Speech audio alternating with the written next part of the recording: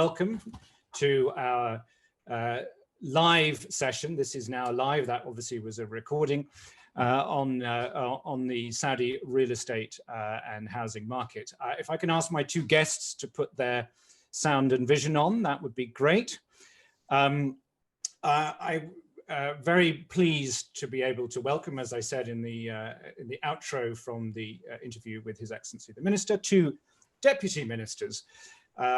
So I think this is a record in all sorts of ways, in a number of ministerial people on one webcast.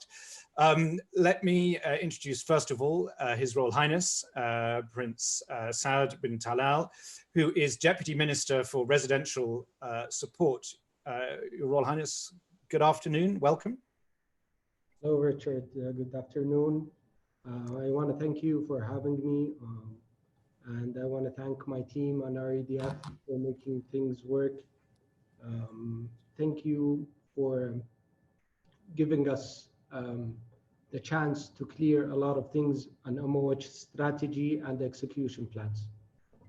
Well, we're going to be talking a lot about that in a minute or two. My other guest is the Deputy Minister of Residential Products. So we're going to discuss that, Mr. Marwan Zawawi. Marwan, and a very warm Euromani welcome to this webcast. Good afternoon, Richard, and happy to be with you. And we have a lot to discuss about the Ministry of Housing. Great, and I think another first that we've had today was the quality of the video editing in that interview. I only did the face-to-face with the minister, but it was really evocative, those pictures of the actual work that's being done. I hadn't seen them before, and I really enjoyed, I don't like watching myself, but I like watching that video. So many congratulations to the people at the Housing Ministry and REDF who put that together. Your Royal Highness, let's start with you. Could you just, for the uninitiated amongst us, tell us a little bit about what the Residential Support Division does? Explain your role and your responsibilities. That would be very helpful. Okay, as you saw a few minutes ago, His Excellency the Minister was talking about the main strategy, and he had 4 pillars. We come in the third and the fourth pillar. The third one was trying to help out the legislation to have the right legislation to work out through the ecosystem.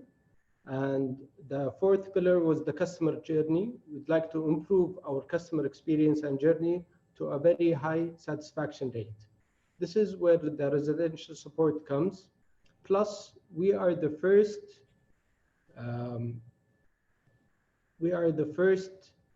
deputyship to come in through the ministry to make sure that the beneficiary has the legal and the right of the subsidy he will get from the ministry. Everything is automated in the Ministry of Housing, going through secondary channels from the beginning until the end. The whole supply chain, you can see that all the data entry is automated, and we are integrated with the 25 governmental entities as well in the same time. So they will approve you in 10 minutes time to make sure you are eligible for this subsidy. Fantastic. Marwan, we'll come on to you in a second. I just want to thank this excellent audience for the questions. We will get to them.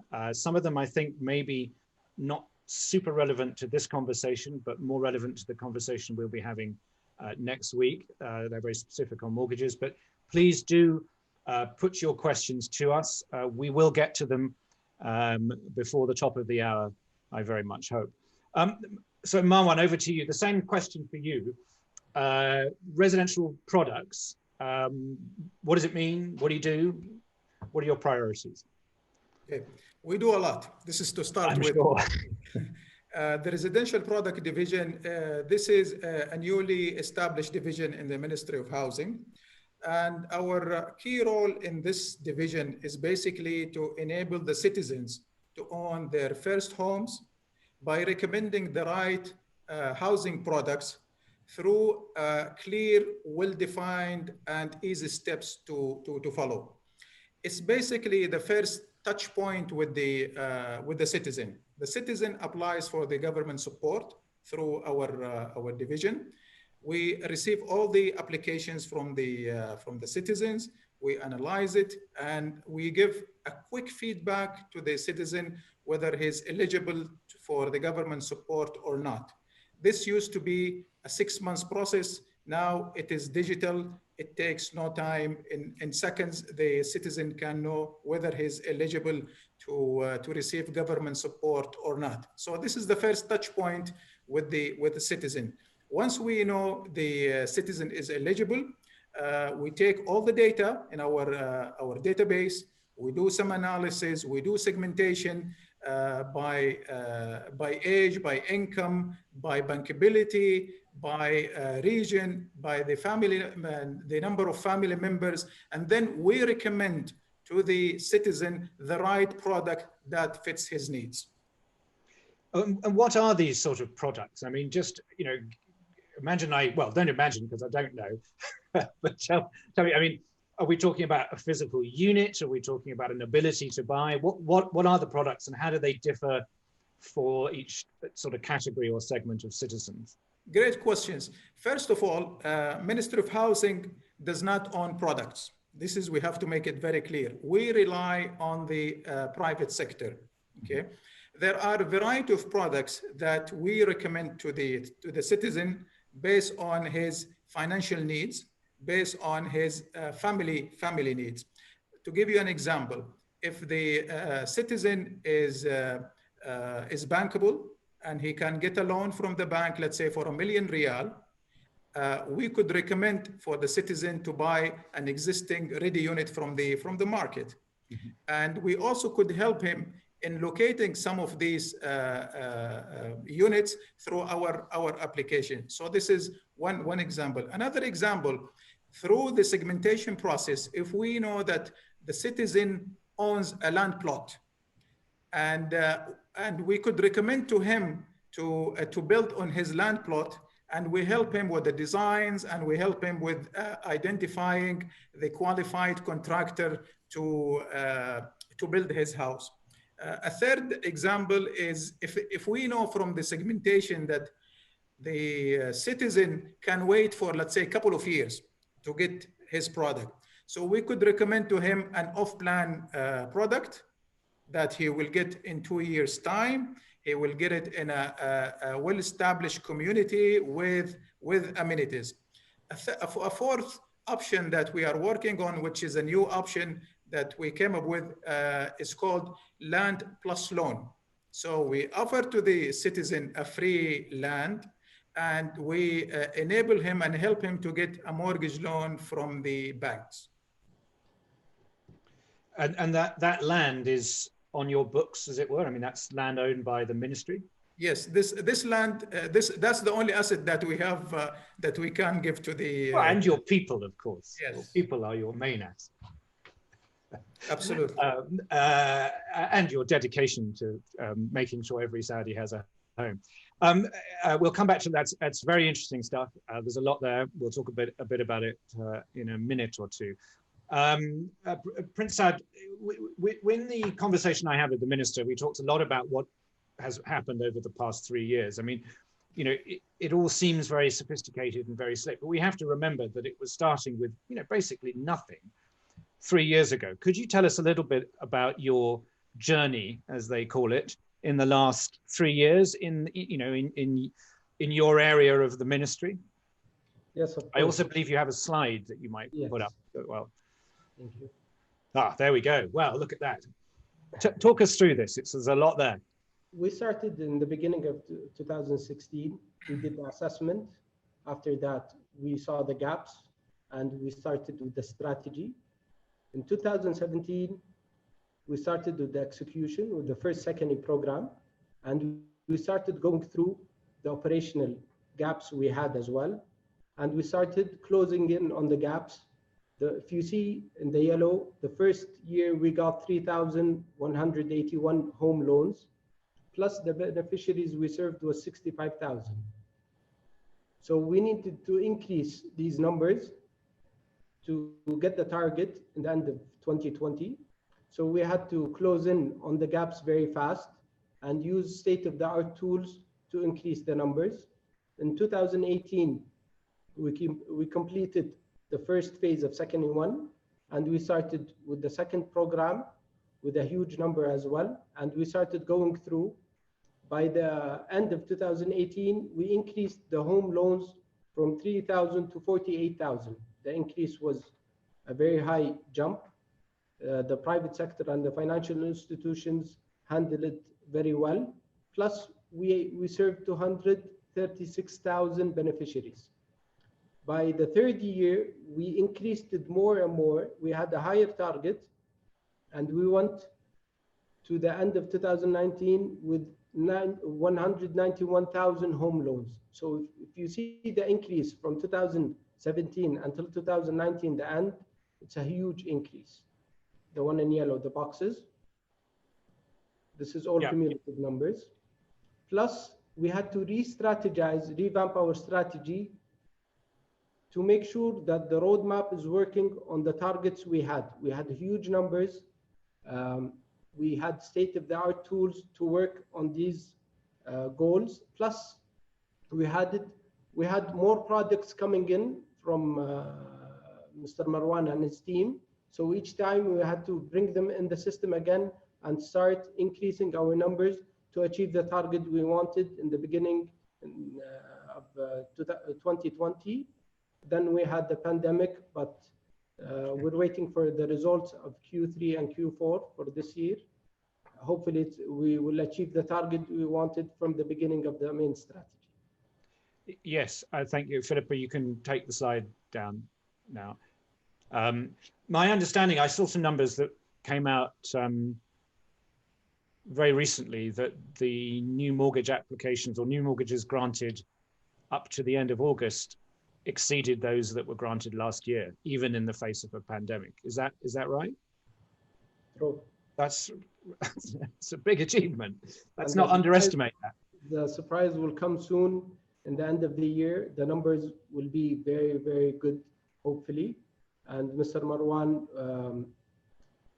will show us how can we increase it for the strategy from 2020 to 2025.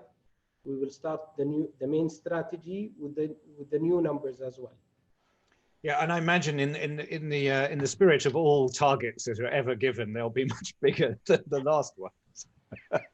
I remember those days. You know, you did really well this year, so we're doubling your target. Great, thanks. Yeah, brilliant. I'm sure that. But that's a good result to have. Marwan, similarly, from your side of the ministry, what have been the main milestones on your journey? What do you see personally, perhaps, as the sort of, you know, the things that really made a difference to increasing home ownership in the kingdom? The housing program started in 2018, and there was a very ambitious target of increasing the ownership in Saudi Arabia. It used to be 50% by end of 2017. And the first target was to achieve 60% by 2020. So we are very close to the end of the year. And hopefully, inshallah, we'll be celebrating the 60% by the end of this year. And the journey will continue for 2025 to 2030 to reach the 70% ultimate goal of the housing program vision of 2030. Let's talk about the pandemic. Marwan, I'll stay with you on that. Minister touched on it. You both touched on it as well. What have been your main learnings from this? I mean, you came into this year with a good amount of momentum, and then this thing hits that basically stops you from physically going out to see people. It puts an economic question over the future. What were your learnings? During the pandemic time, it was really a tough time. And our role in the Ministry of Housing was to continue serving the citizens even during the pandemic and during the lockdown. Back in 2019, end of 2019, December, we launched a digital application called Sakani. And Sakani is basically a digital platform that the citizen can use to finish his journey end to end from application point of view until he reaches to a decision to own a house. And when we launched the application, lucky enough, it was before the pandemic. Yes. And during the peak of the pandemic, we encouraged the citizens to use the application. And in 1 month, we reached... Marwan, your sound seems to have gone for some reason. Can you hear me now? Yeah, that's fine. Yeah. Okay. During the pandemic, once we launched the application, we had a download of 1 million downloads during the pandemic.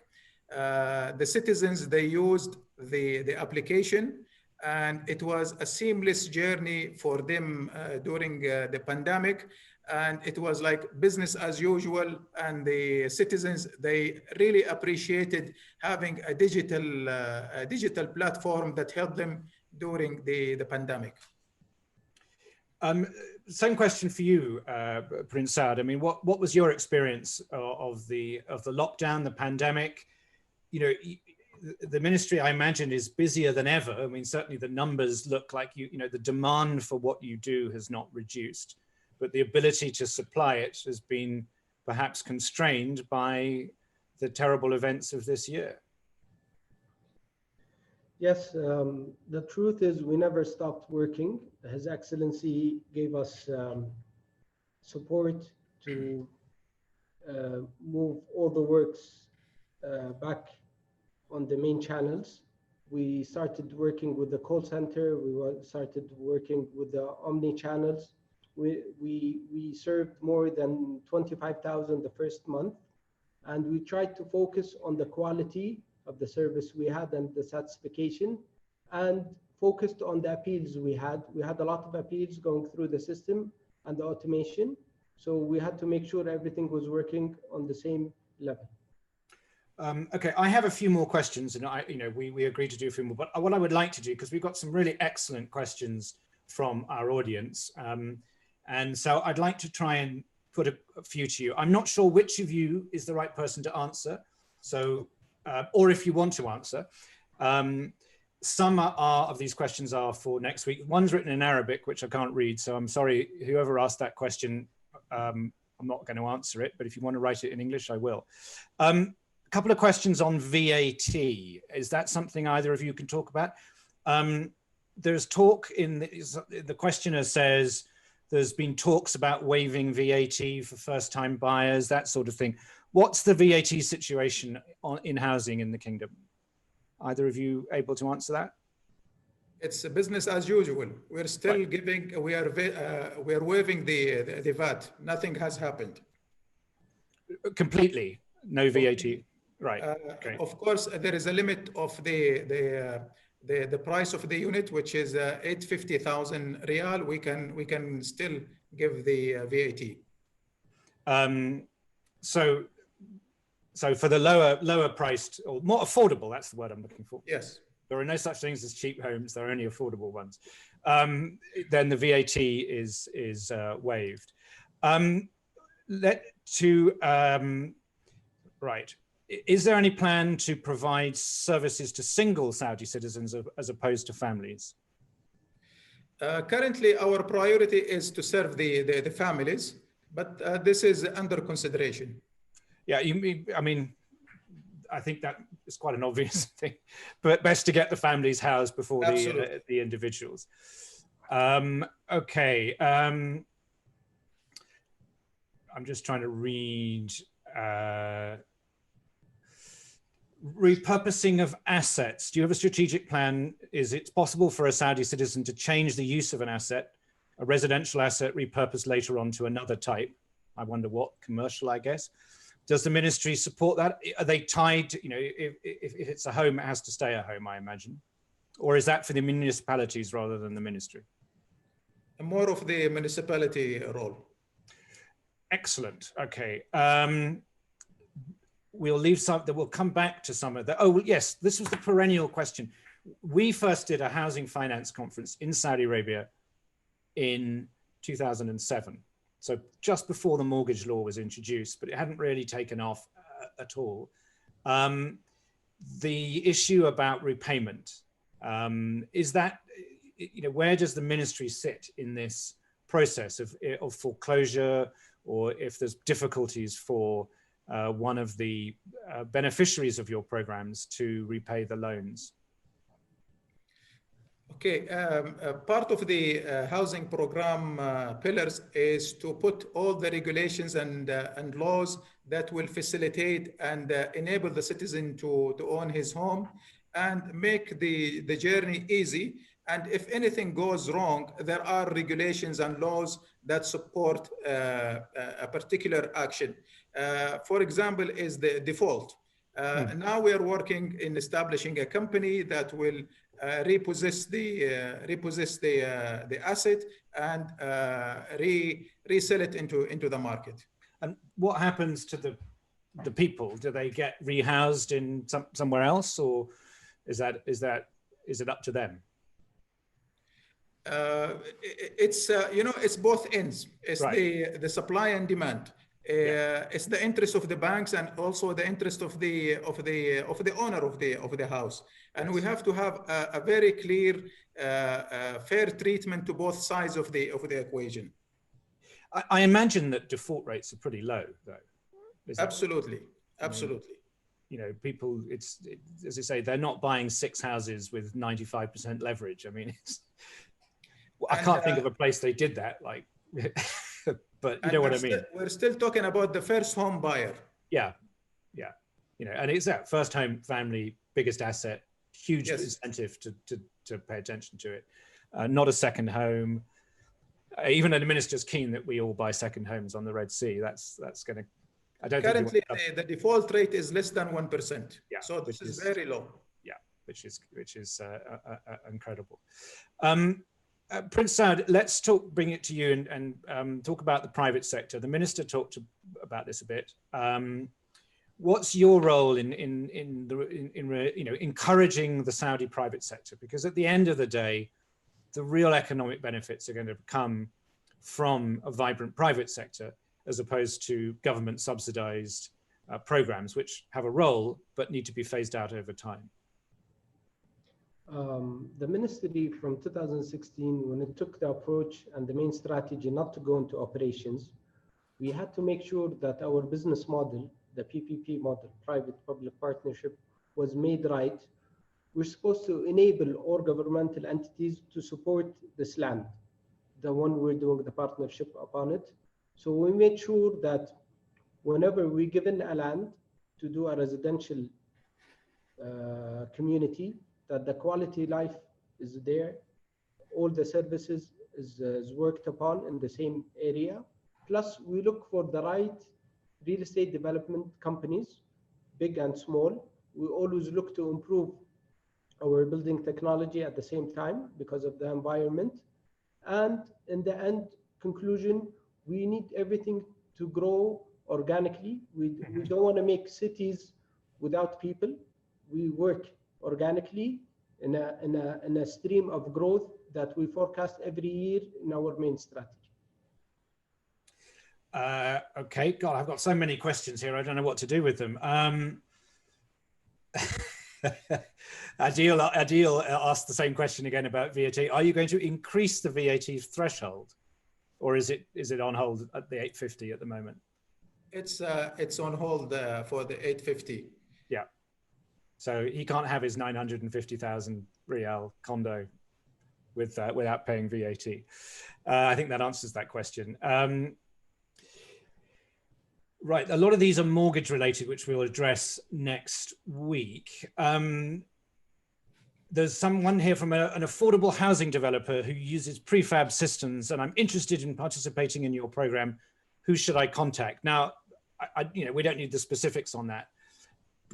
I mean, please do give them if you have them. But the more of the point of it is, how do you deal with private sector inquiries like that? And are you supportive of new businesses in the private sector? Particularly in the new technology. since we have a mandate of increasing the ownership, we want to deliver new homes in a high quality and a shorter period of time.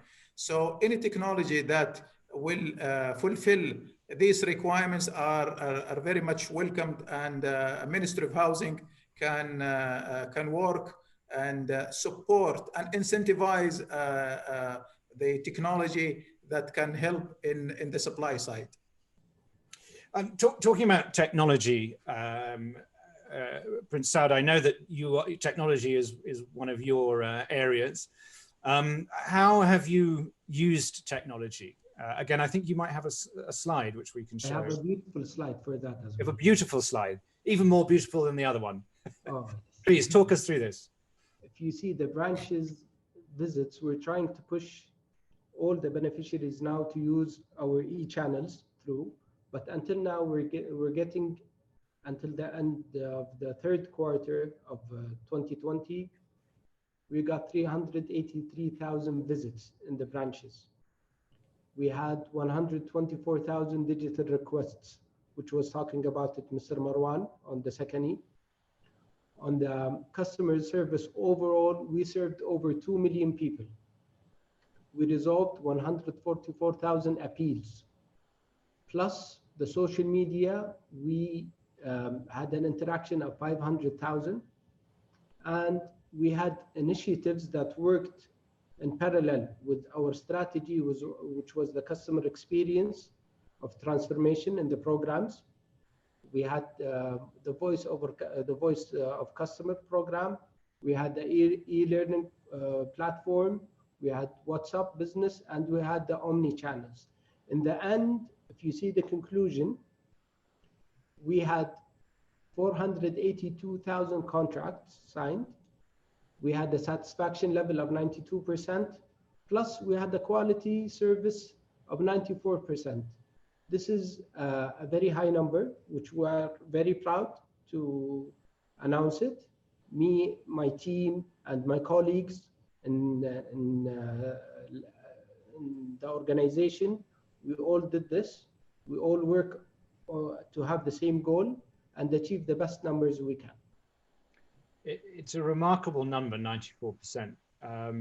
I remember 15 years ago when everyone was incredibly rude about the housing ministry, but was a little unfair. But you know, it was the whole sort of infrastructure was REDF was felt to be very slow, very unresponsive. The customer journey, the customer experience didn't matter. Is the customer experience? This is a question to both of you, but Prince Saud, maybe you can answer this first, and Philippa, I think we can have the slide down. Is the customer journey now, front and center for what the ministry does? Prince Saud first, and then Mr. Marwan. Yes, if you remember, His Excellency, in the main strategy, the third pillar was, or the fourth pillar was the customer journey. The customer experience comes out from it, and the awareness part for the beneficiary, the most important is the customer experience. This is the only thing he would remember. And this is the most focused thing we started in. That's why we had a whole program based on the customer experience through getting the biggest sale of your life. If you're going to buy a house, you need to have a very remarkable experience. You have to be very clear on what you need and what you want. Plus, you have to have it very easy to increase the home ownership as fast as you can to tackle the numbers you have. Marwan, customer experience, customer journey, how does it feature in what you do? We are following what we call CCA, citizen-centric approach.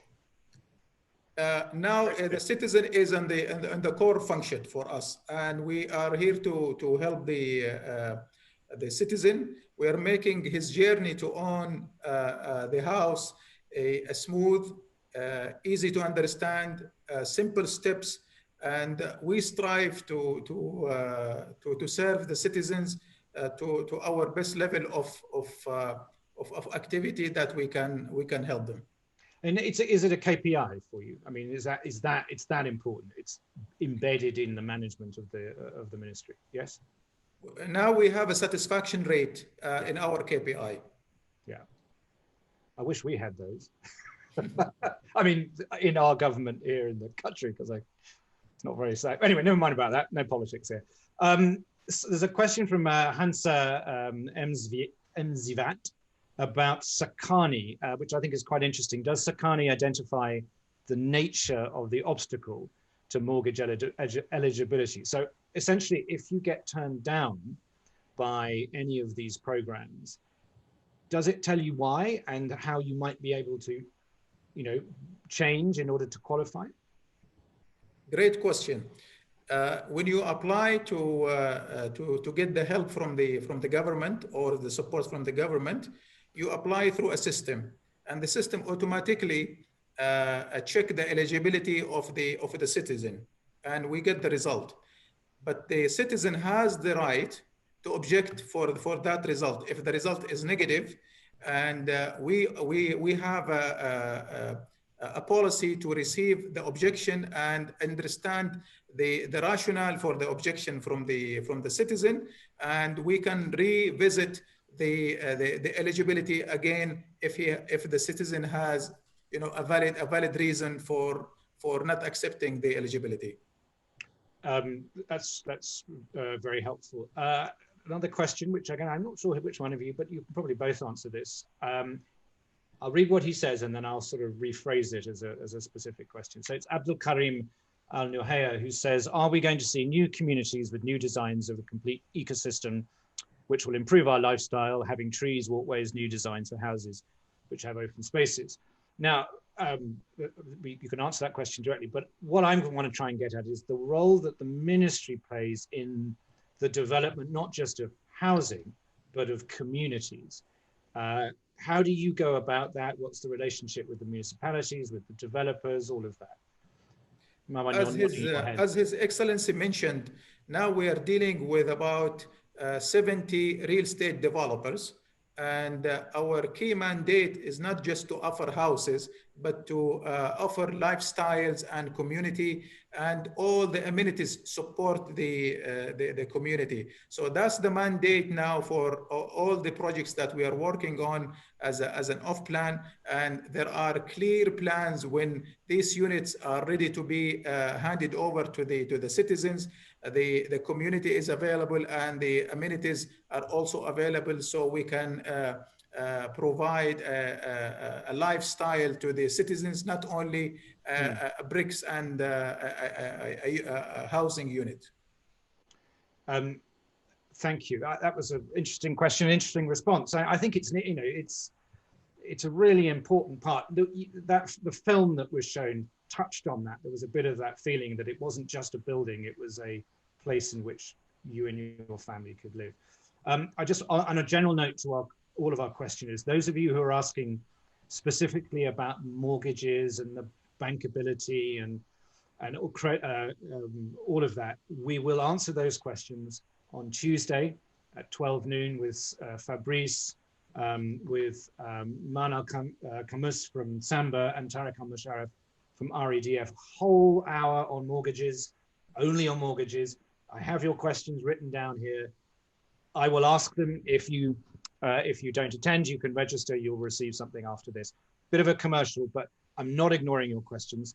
I'm just going to put them to the people who can answer them best on Tuesday. Prince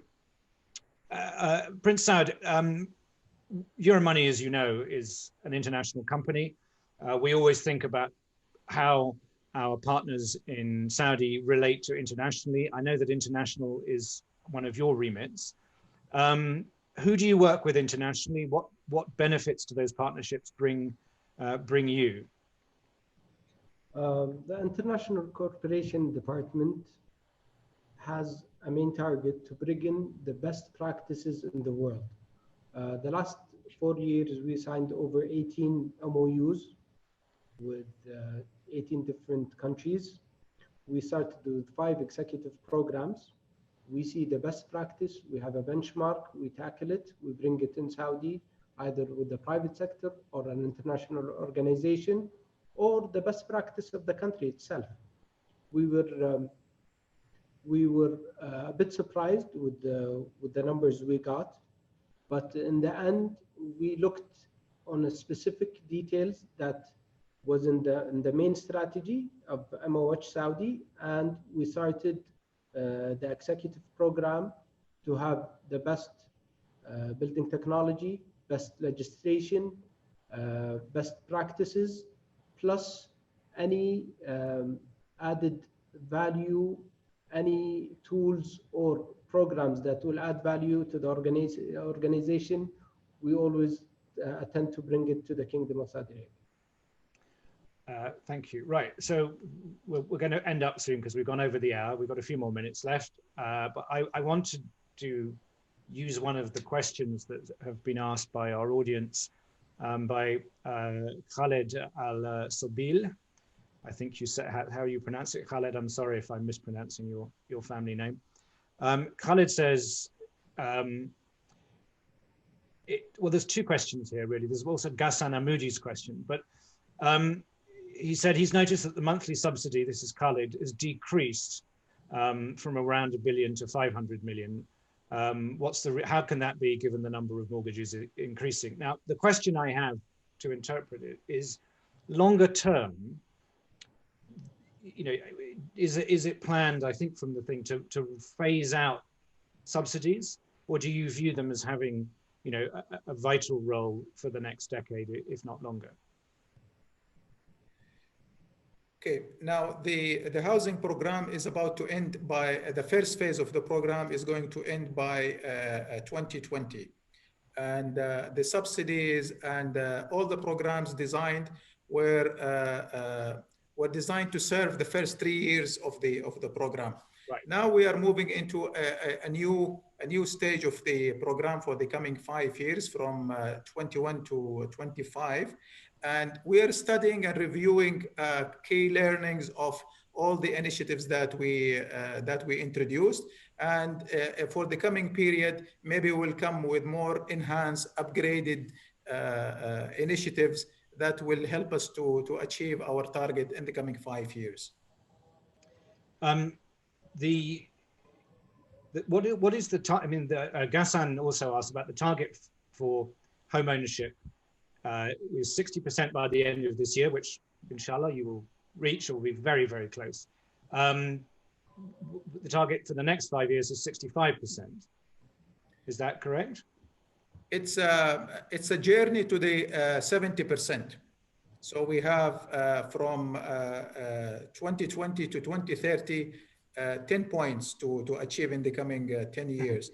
So there will be a transition period, which is 2025, and we will decide on which ownership percentage that we will have as a plan. But the ultimate goal is to land in 2030 with 70% ownership. Mm-hmm. Excellent. So quickly then, Your Royal Highness, your team's goals for the next year, next couple of years, what's on your to-do list specifically? We started with the 2025 strategy with our colleagues, and we started with the different numbers than usual. We're focusing on the customer-centric, we're focusing on the quality, and we're making sure that all the gaps are fulfilled this year and closed with the new strategy that we have for 2025. We're looking to have a more secure partnership with the private sector, and to have a real partnership with the financial institutions as well. This is very important for us, and hopefully we can achieve a higher number than expected. I hope so too. God, the questions just keep coming. I'm sorry, but we won't be able to answer them because we really do need to finish. But Marwan, very quickly, your to-do list for the next year, 2 years, 5 years. What's going to keep you up at night, other than the minister calling you? I want to make more people happy by owning their homes. I want to continue the journey that we have started. I am focused to serve the citizens. We will work on innovative new ideas, new product ideas. We'll work on new innovative solutions that will enable the citizens to own their homes quickly and also in a very easy steps. And we want to continue the journey of the ownership. It's and that's a really nice way to end, because we must remember that's the point of all of this. You know, once they've got the keys to their house, they're moved in, they're stable, they're secure. It makes a huge difference. Absolutely. And, you know, I mean, not to say that other ministries aren't important, but, you know, we often work in the capital markets, which are, you know, pretty distant from people. And it's lovely to hear that that's both of your goals, is to, you know, get more people into their own homes. It's Yes. a wonderful goal, and I wish you every success. We have to draw this to a close. I wish we could continue, but we've managed to retain most of our audience, still more than 150 people here, which is amazing considering that we're after the hour. Usually it falls off a cliff. So a testament to you both and to the Minister for being here and being interesting about what you say. So my personal thanks to both of you gentlemen for joining us today, and of course to the Minister for taking the time last week to record that interview with me. I also would like to thank our partners, REDF, who are really the motive force behind this series, and great people to work with. And of course, Samba, equally great people to work with, who are our sponsor or co-sponsor. We wouldn't be here without any of them. So thank you very much to them. Thank you to the team at Euromoney, who work enormously hard still to put these things together. Really good team, very professional, very hardworking, but still doing it from their bedrooms. It's astonishing. As I've said a number of times, on Tuesday, we have our next edition in the series, where we are going to talk about mortgages and nothing but mortgages for at least an hour, maybe more. For those of you who are interested in mortgages and securitization, the emergence of a new capital market, this is for you. We have Fabrice Sassini from SRC, the Saudi real estate refinance company. We have Manal Kamus from Samba, and we have Tariq Al-Musharraf from REDF. And together, those three know more about Saudi mortgages than anyone else on the planet. They are there to take your questions. So do please subscribe, not subscribe, register. That's the word I'm looking for. You can see it at euromoneyconferences.com/Saudi housing, or respond to the email that you will inevitably receive from my colleague Mohammed tonight, I hope. That's it. I will see you all on Tuesday, inshallah, at 12 p.m., 12 noon UK time. Thanks once again to my guests, and thank you to our audience from around the world for joining in. Always a pleasure to have you. Good afternoon, and we'll see you on Tuesday.